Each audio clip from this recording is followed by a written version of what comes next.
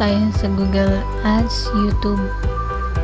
Papakita natin ang step-by-step tutorial kung paano mag-set up ng ad. So, yung first step is choose how your ad will appear. Choose your target location, target audience, and how much you want to spend. Okay, let's get started.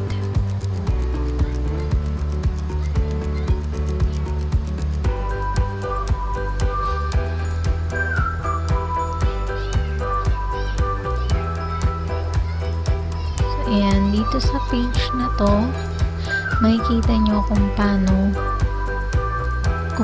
mag-run yung ads.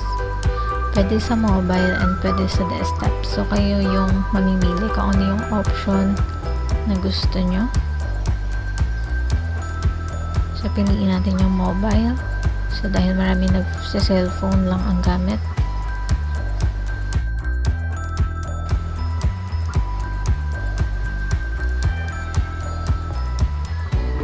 Yung magiging interface niya.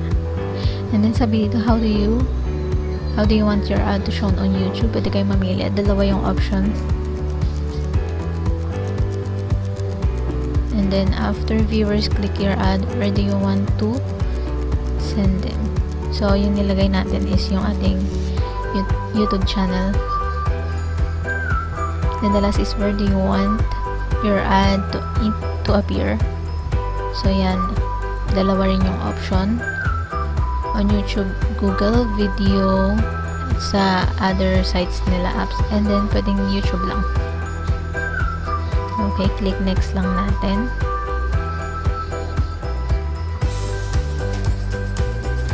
The next page is yung location ng customers, kung sino-sino yung malalocate na page kung saan makikita yung ads mo. Sa Philippines yung location natin, so dun natin siya nilocate. Yung estimate weekly performance, ayan, ganyan po siya kalaki. So kung may budget kayo guys, mag-promote na kayo ng Google Ads. And ayun, so sobrang mura lang niya. Kung may budget kayo, why not?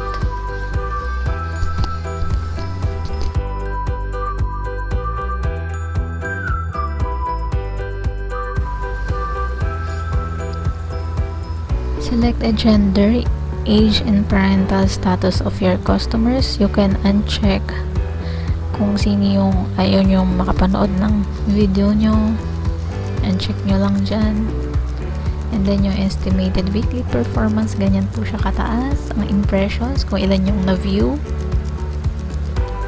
And then yung views, kung ilan yung nakapanood. And then yung CPV natin, cost per view.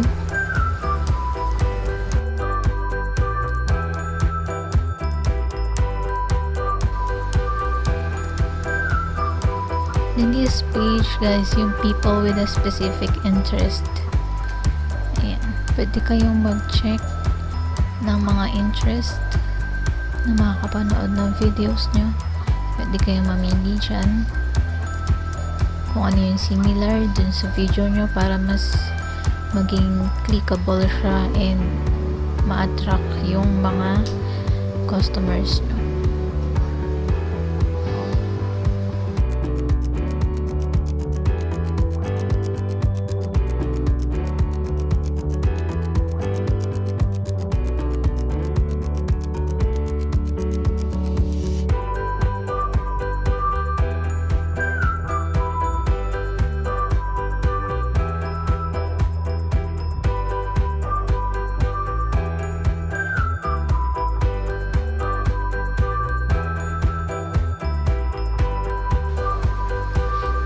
Then we're almost done. We're going to set the budget kung magkano yung gusto nyong i-run sa ads ninyo.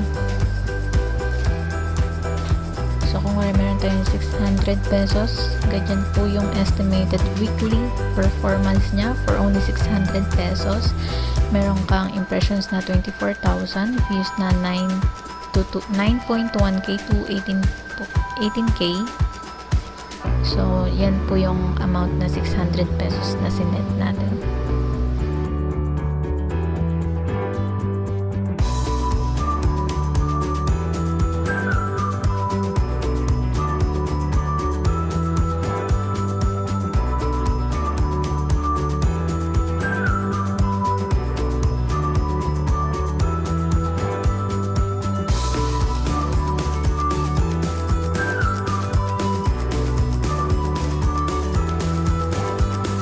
So, dito sa page na to, sa next page, makikita nyo kung saan nyo pwedeng ma-review yung campaign na ginawa nyo. Ayan, ganyan yung magiging itsura niya. So, well done!